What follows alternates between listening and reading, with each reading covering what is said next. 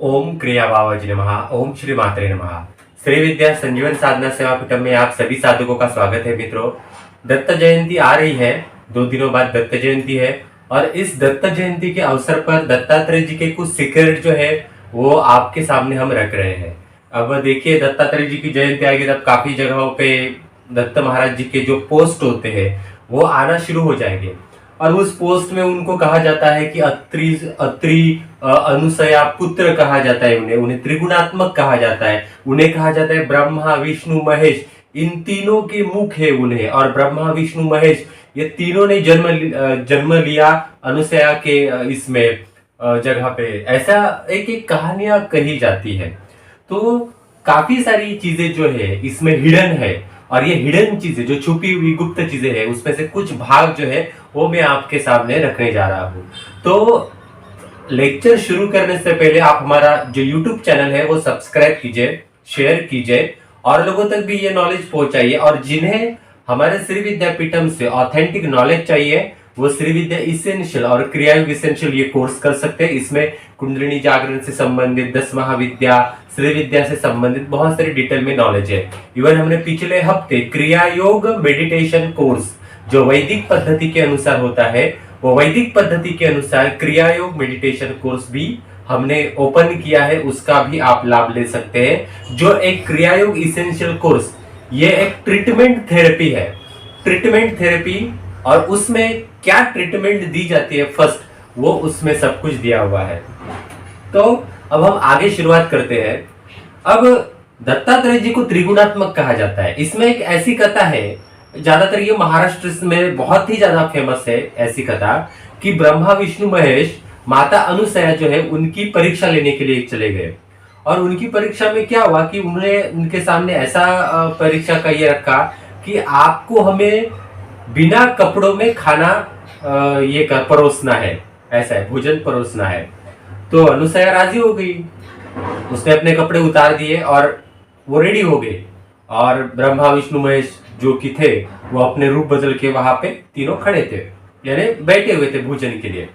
तो जैसे ही अनुसया आई अपना कपड़े निकाल कर, तो वैसे ही उनको देखने से पूर्व ही ब्रह्मा विष्णु महेश के रूप में जो आए थे तीनों, वो तीनों बच्चे हो गए। और इन तीनों बच्चे जो थे, ये तीनों बच्चे हो गए तो फिर उन तीनों की जो तीनों पत्नियां थी, पार्वती, लक्ष्मी, सरस्वती, वो चकरा गए। हमने तो अपने पतियों को इनकी एग्जाम परीक्षा देखने के लिए भेजा था, अनुसया की वो कितनी पतिव्रता है देखने के लिए, इसकी ताकत बढ़ रही है। तो यहाँ तो सब कुछ उल्टा हो गया। तो तीनों पत्नियां जो थी वो आ गई देविया अनुसया के पास, उन्होंने माफी मांगी। और माफी मांगने के बाद क्या हुआ कि उनके जो पति थे वैसे के वैसे हो गए। हाँ, अब इसमें इसमें असल मोड़ आता है।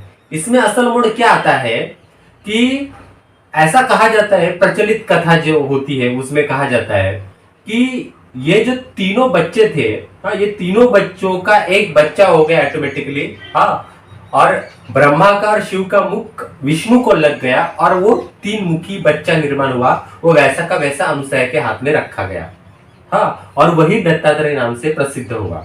और बाद में जो मेन रूप थे ब्रह्मा विष्णु महेश वो उनके अपने पत्नियों के साथ चले गए। एक्चुअली ये ऐसा नहीं हुआ था मित्रों। हाँ, ये पहले आपको बताता हूं। तीनों बच्चे जो थे उनका रूपांतर फिर से ब्रह्मा विष्णु महेश में हुआ। परंतु वो तीनों बच्चे जो थे, जैसे कि मैंने अभी आपको बोला कि ब्रह्मा और शिव का मुख विष्णु को लग के वैसा का वैसा बच्चा अनुसया के हाथ में नहीं रखा गया। तो इसके पीछे जो ओरिजिनल कथा है मैं आपको बताता हूं कि यहां तक तो हो गया, ये बच्चा वैसे अनुसया के हाथों में नहीं रखा गया, वो मूल रूप में आ गए और अपने अपने त्रिपत्नियों के जो थी ब्रह्मा विष्णु महेश जिनकी पत्नियां थी उनके साथ चले गए। वहां कोई बच्चा नहीं था।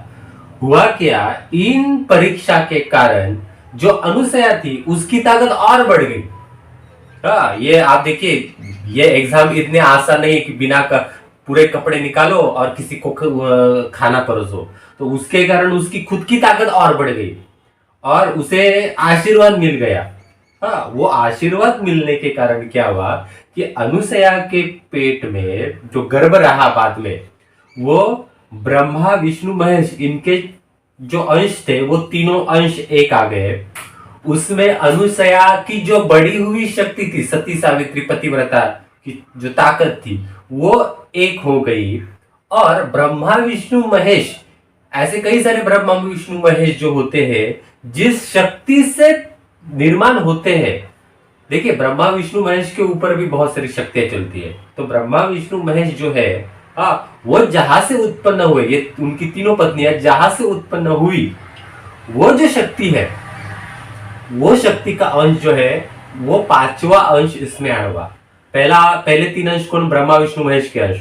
उसमें ऐड हो गई अनुसया की बढ़ी हुई शक्ति जो थी, वो बहुत बढ़ गई शक्ति, आप इमेजिन कर लीजिए, वो शक्ति ऐड हो गई। और पांचवा तत्व, इसमें मेन प्रधान तत्व ऐड हो गया कि ये चारों को मिलाकर जो ताकत हुई, तो ब्रह्मा विष्णु महेश को भी जिन्होंने निर्माण किया है, वो शक्ति का तत्व इसमें ऐड हो गया। और उस शक्ति ने वो पांच तत्व मिलकर वो दत्तात्रेय का जो गर्भ है, वो अनुसया के पेट में रहा। और अनुसया ने 8 महीने पूरे 8 महीने अपने पेट में उसको गर्भ को धारण किया था। और 8वें महीने के एंड में दत्तात्रेय जी का जन्म हुआ था। ये एक्चुअली स्टोरी है मित्रों। तो ये बात तो सच है कि उनके जो 3 मुख है, साइड राइट और लेफ्ट साइड का जो मुख है, वो है उनको। पर वो मुख होने से वो त्रिगुणात्मक ऐसा नहीं होता। त्रिगुणात्मक मतलब क्या है कि ये त्रिगुण के ऊपर भी राज्य करने वाला, समझ गए? त्रिगुण के ऊपर भी राज्य करने वाला। त्रिगुणात्मक म्हणजे मेरे पास तीनों तत्व है, ऐसा नहीं है। त्रिगुणात्मक मेरे पास तीनों तत्व है, ये एक वाक्य अलग होता है। और मैं तीनों तत्वों पर राज्य करता हूं, ये वाक्य अलग है। तो ये जो ये तीनों फेस है, वो आपको इंडिकेट करते हैं कि मैं तीनों राज्यों के ऊपर कमांड करता हूं। सृष्टि, स्थिति, लय। ये जो तीनों प्रकार, इच्छा, ज्ञान, क्रिया शक्ति, जो ललिता त्रिपुर सुंदरी के अंदर श्री विद्या में बताया जाता है, तो उसके ऊपर कमांड करते हैं। ये सारी सब्जेक्ट है। नहीं तो आप सोचे मित्रों, दत्तात्रेय की परंपरा, दत्तात्रेय के नाम पे कितने सारे संप्रदाय उत्पन्न हुए, कितने सारे श्री विद्या के साधक जो है दत्तात्रेय के नाम से श्री विद्या लेते हैं, पर ओरिजिनल सीक्रेट्स नॉलेज होते हैं वो कहाँ कौन बताएगा? ये भी बात इसमें है मित्रों कि दत्तात्रेय जी की पत्नी है, उनका नाम अनघा लक्ष्मी है। ये भी बात सही है। अब आपको बताता हूं कि हमारे यहाँ ज्यादातर अनघा लक्ष्मी का व्रत करने वाले महाराष्ट्रियंस में बहुत ज्यादा लोग हैं। तो अनघा लक्ष्मी को दत्तात्रेय की पत्नी है ही, वो लोग कहते हैं कि उनकी योग शक्ति है। एक्चुअली वो योग शक्ति भी है और एक्चुअल में फिजिकल फॉर्म में वो पत्नी भी है। अरे उनके जैसे कि ब्रह्मा की पत्नी कैसे सरस्वती है, शिव की पत्नी कैसे पार्वती है, विष्णु की पत्नी कैसे लक्ष्मी, वैसे ही एग्जैक्टली वो भी है। उन्हीं के साथ रहती है। और काफी सारे वीडियोस में आपको मैं बताता हूँ। मैंने एक वीडियो सुना था और उसमें बताया गया था कि दत्तात्रेय और अनघा लक्ष्मी को 8 पुत्र हुए थे, 8 बच्चे हुए थे, ऐसा कहा जाता है। और वो 8 बच्चे अनिमा, महिमा, लघिमा, ईशित्वा, प्राकाम्या, वशित्वा, ऐसे जो सिद्धियों के नाम है, वो 8 सिद्धियां उनके बच्चे हुए थे मित्रों। वो 8 सिद्धियां उनके एक्चुअल में वो शक्तियां है, वो एक्चुअल में बच्चे नहीं हुए। उनके बच्चे जो हुए वो 3 हुए। जो ब्रह्मा विष्णु महेश थे, उन्होंने ही फिर से उनके अनघा लक्ष्मी जो दत्तात्रेय जी की पत्नी थी, दत्तात्रेय और अनघा लक्ष्मी के पास उन्होंने तीनों ने फिर से जन्म लिया, एक करके। उसमें से बड़ा बच्चा हुआ ब्रह्मा, जिसका नाम था ब्रह्मवर्चस। बाकी के 2 नाम अभी नहीं पता होगा। ये सारे सब्जेक्ट है मित्रों। तो दत्तात्रेय जी के पास सारी सिद्धियां होती है, इसलिए उनको सारे अष्ट सिद्धियों भी उनके बच्चे, ऐसा कहा गया। अष्ट सिद्धियां तो ऐसे बहुत सारे देवताओं के पास होते हैं, पर उनको बच्चे नहीं बोल सकते। बच्चा होना एक सब्जेक्ट अलग होता है।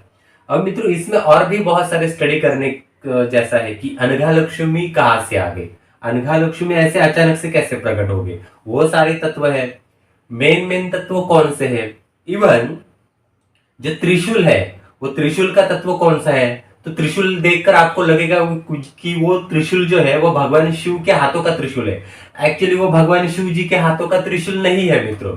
अब इन सारी कथाओं से आपको पता तो चला होगा कि ये जो दत्तात्रेय एनर्जी है वो ब्रह्मा विष्णु महेश से काफी ऊंची लेवल की एनर्जी है।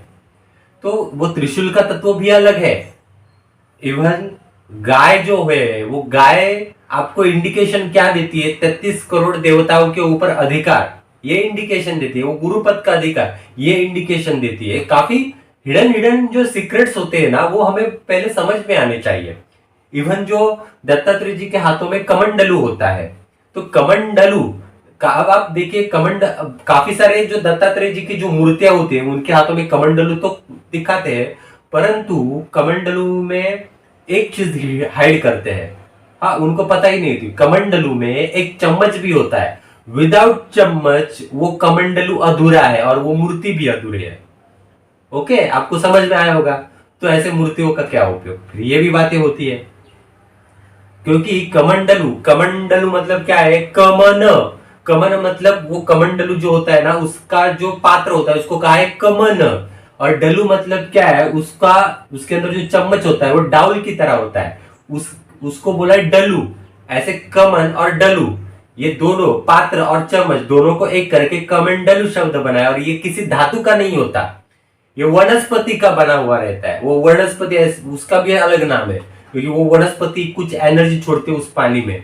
ऐसे छोटे छोटे छोटे छोटे सीक्रेट्स होते हैं।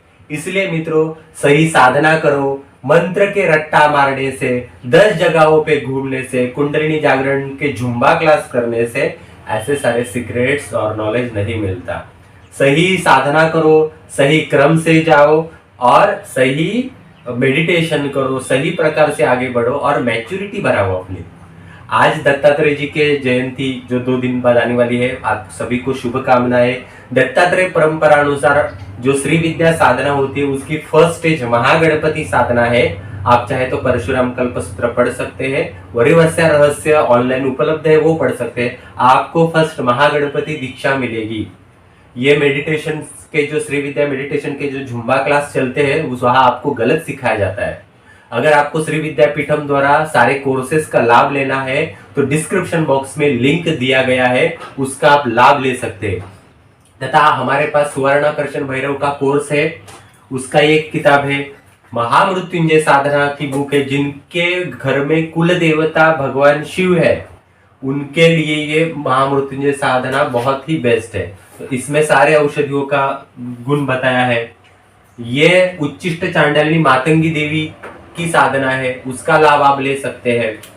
ये अन्नपूर्णा की साधना है, अन्नपूर्णा की साधना का आप लाभ ले सकते हैं। जिनकी कुल देवी भवानी है, ये भवानी पूजन है।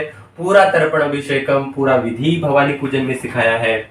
तथा हनुमान साधना, पंच महाभूतों में से वायु तत्व के ऊपर जो प्रधान शक्ति चलती है वह है हनुमान तत्व, और इनमें पूरा डिटेल में हनुमान साधना सिखाई है हमने। तो इसका आप लाभ ले सकते हैं। इसमें तो हमें यंत्र पूजन तक सिखाया है, प्रॉपर यंत्र पूजन सिखाया है। तो इन सारे विषयों का आप लाभ ले सकते हैं। तथा आदि महालक्ष्मी साधना है, ये सारे बुक्स है। और ये सारे साधनाओं के जो डिस्क्रिप्शन बॉक्स में सारे लिंक दिए गए हैं। मेरा व्हाट्सअप नंबर भी स्क्रीन पर है, मुझे भी व्हाट्सअप कर सकते हैं, मैं ये सारे लिंक आपको भेज सकता हूँ। आप पढ़िए कि हर साधना किसके किसके लिए कैसा कैसा ये करती है। हाँ, और आप चाहे तो करना चाहते हैं हमारे पास साधना, तो ऑथेंटिक वे से आप हमारे यहाँ साधना कर सकते हैं, जिसमें रिचुअल्स परफेक्टली सिखाए हैं। ऐसे रिचुअल्स आपको कहीं पर भी दिखाई नहीं देंगे।